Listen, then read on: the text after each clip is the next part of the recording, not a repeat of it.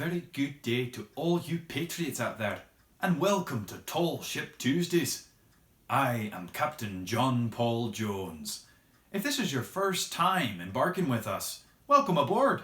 Prithee, watch the introduction video on this page, as well as the introduction video by my trusty able seaman on the Tall Ship Tuesdays page. These introductions will get your sea legs for the voyage we're taking here together. And now, with that swab of the deck out of the way, enjoy the content we have in store for you this week. Do you know what this is, shipmates?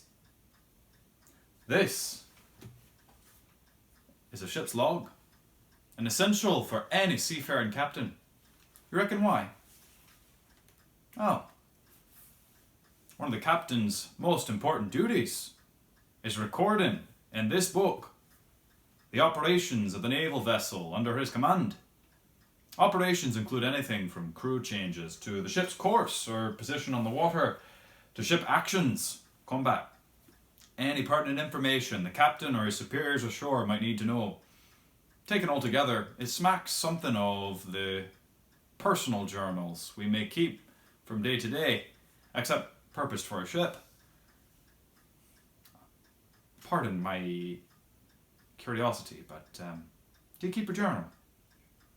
I'm acquainted with a gentlewoman here in Fredericksburg who writes 3 pages every morning. 3 pages, no more, no less, every morning to unfetter her mind, she says.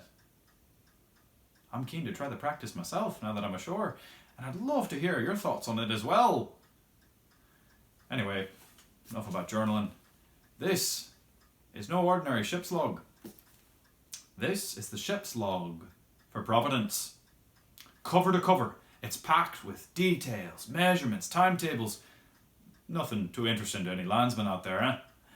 But, we're not looking at timetables, I assure you. We'll be examining entries, scratched by my own ink and quill aboard Providence. These are praiseworthy tales of colours and close engagements, combats and cannonades, courage and not a little cunning. Moreover, I know the first tale to tell you, one that'll capture the pluck and spirit of the Providence amidst the American Revolution, and in some small measure her captain. I'm sure you heard this tale told throughout the colonies, but this is no second telling of it. This is the ship's log, and I am Captain John Paul Jones. We were sailing near Bermuda when I spotted a ship in my glass. It was a bit far, but as best we could determine, she was an old Indiaman or Jamaican 3-decker bound for home. The last 4 ships we had tried to take prize had been from friendly countries and thus not to be disturbed. We were hungry to take a ship, and this looked like it could be a rich prize indeed. As we grew closer, however, it was with dismay that we discovered the ship was a frigate, His Majesty's 26-gun Solebay. By comparison, the Providence had only 12 guns, and 4-pounders at that. The Solebay had 26 9-pound guns, twice as many guns, twice the weight a cannonball. Providence does, of course, have a number of small swivel cannons on deck, but even with all of them firing away, we'd still be a house cat attacking a tiger. Not being fools, we immediately tried to sail away as quickly as possible. Alas, we had been seen by Solebay, and she quickly gave chase. I must say that under more typical sailing conditions, we would have been able to escape without much difficulty. A sloop can sail much closer to the wind than any square-rigged ship after all, but wind and weather were against us, I'm afraid. The heavy waves slowed us down while not delaying that frigate one jot. As the hours ticked by, she gained on us steadily. I strode the deck and tried to think of an escape. What would you have done? Well, at last I conceived a plan that I knew would be our salvation, but only if it was carried out with perfect coordination by the crew. I sent some of the men up the rig and told them to wait for the command. Finally, the frigate came within musket shot of our lee quarter. I ordered the colours run up and the leeward battery to fire.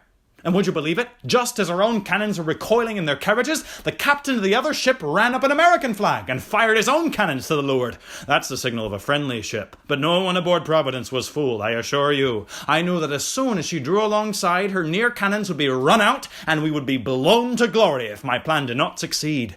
I planned to play into the British captain's hand, make him think we thought he was an American, and take advantage of the fact that his gun crews were on the leeward side of his ship. At just the right moment, I gave the order to the sailing master to put the tiller hard over, and Lieutenant Rathburn signalled the men aloft. They let drop our extra running sails as Providence turned right into the path of the oncoming ship.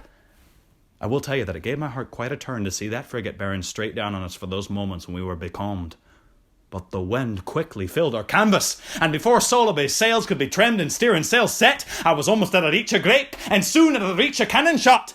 Our hairbreadth escape and the saucy manner of making it must have mortified the captain not a little. Had he foreseen this motion and been prepared to counteract it, he might have fired several broadsides of double-headed grape shot, which would have done us very material damage. But he was a very bad marksman, and though within pistol shot, did not touch the Providence with one of the many shots which he fired.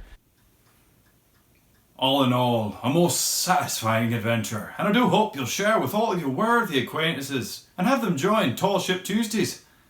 Now that you know the importance of the ship's log, I wonder if some of you out there, especially you powder monkeys, might start a personal log of your own. I'd sure be inclined to hear what you're up to during this unique time in history. What with the American Revolution in full sway, it's a rare time indeed. Our thoughts and our minds now surely be different than any time before, and maybe different than any time to come. And with that, shipmates, I must sign off for the time being. A personal affair requires my immediate attention. I do hope you enjoy the content for this week. I'm sure we'll be returning to this ship's log sometime in the near future. Join us next Tuesday for what promises to be another adventure. You never know which way the wind will blow.